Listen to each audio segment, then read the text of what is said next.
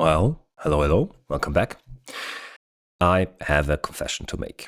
In one of my previous DaVinci Resolve walkthroughs, I told you to export your animations as WebP with alpha for OBS. Well, that's pretty wrong. WebP won't work as intended in OBS.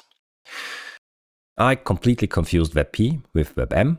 WebP is for pictures, but can do animated pictures like GIF can do, where WebM is the actual video format, which is what we actually want for OBS.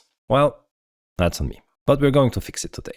So, since you can't export WebM directly out of DaVinci, we need a quick workaround, a two-step process. We are first going to export a high-quality video with a transparent background out of DaVinci, and then we will use another fantastic tool called Shutter Encoder to convert it to an WebM. Shutter Encoder actually uses FFmpeg under the hood to encode and transcode all kinds of images, audio and video formats. But since I'm personally terrified of the command line, I cannot use FFmpeg directly and need Shutter Encoder as a total lifesaver because it gives FFmpeg a nice, clean UI that is super easy to work with and it's completely free. Seriously, completely free. But if you end up using it a lot, consider donating to the dev, it's absolutely worth it. Okay, let's go. First things first, we need to get back to our animation and export it out of DaVinci. We go to the delivery page, change our format to QuickTime and set the codec to GoPro CineForm. Make sure to set the type to RGB 16-bit so we can check that very important export alpha box down below, which is what we need for the transparency. Otherwise your background will just be black. Let's add it to the render queue real quick. CineForm is awesome because it's open source and should work perfectly on Mac and PC and obviously supports the alpha channels. Also, it's visually lossless, which means you cannot see any compression. It's going to produce a massive file size, but we don't mind that for our master file. Actually, it's a good thing because it gives the encoder a pristine, high-quality master file to work with. So our final WebM looks flawless in OBS. Enough talking, let's render it. Now that we have the master file, let's close DaVinci and launch Shutter Encoder. And then we just drag and drop our exported video right into the window. Under Choose function, we are going to scroll down and select the VP9 codec, which gives us the WebM extension we need. In the middle, we see a preview of the video. And over here on the right side, we have some settings to fine-tune our encoding. We want to keep the scale at source, so it stays the same resolution, though you can easily change it here if you need to. Let's talk about the bitrate for a moment. I want to recommend changing this from variable bitrate to CQ, constant quality. Essentially, CQ defines a visual quality level, and the encoder only uses the bitrate it absolutely needs to keep that quality for every single frame. A lot of stuff is changing from frame to frame, the bitrate is spiking, if it's static, it's dropping.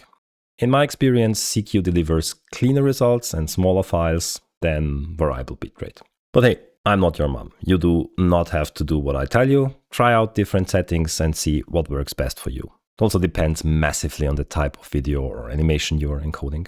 Just keep one important thing in mind. CQ and file size is more of a logarithmic relationship, not a linear one. So a CQ of 1 is the best possible visually lossless quality, and 51 is the absolute worst. But at some point, choosing a smaller number to increase the quality is only going to blow up your file size dramatically without you actually being able to see a difference. It also puts unnecessary strain on your system when decoding in OBS. The default value of 23 is a good general middle ground for great quality and reasonable file size, but here too, try out different values and get a feeling for what works best for you. I also suggest checking max quality. It will increase the encoding time a bit, but actually can increase the visual quality, especially at higher CQ values. So in general, we want our files as small as possible while still looking good, because the less RAM OBS uses, the better. We're going to skip the audio settings because this graphic does not have sound. But here's a quick pro tip. You can use this exact same workflow to convert animations with sound and make custom alerts as WebM for Twitch without any third-party sites. But we will cover that in another video, right? So like, comment, subscribe. Oh God, that's so cheesy. Yeah, you know, if you want to see that, let me know, actually. I'm going to put the work into it and make it happen. Now let's head down to the bottom for the actual secret sauce and open the Advanced Features tab. Check Enable Alpha and set it to straight. You would only need pre-multiplied for special compositing workflows, and in that case you would probably know that you need pre-multiplied and wouldn't watch this video in the first place. So straight should cover perfectly fine the majority of use cases. And that's it. Maybe click the star button, hit Ctrl S to save it as a preset, so next time you can load it up and have all the settings ready to go. That's it. Let's click Start Function and let the encoding begin. All right, that didn't take too long. Let's test this. Let's drag OBS over here and add a new media and find our WebM file. Let's check the loop box and there we go. Look at that. It's perfectly transparent in OBS.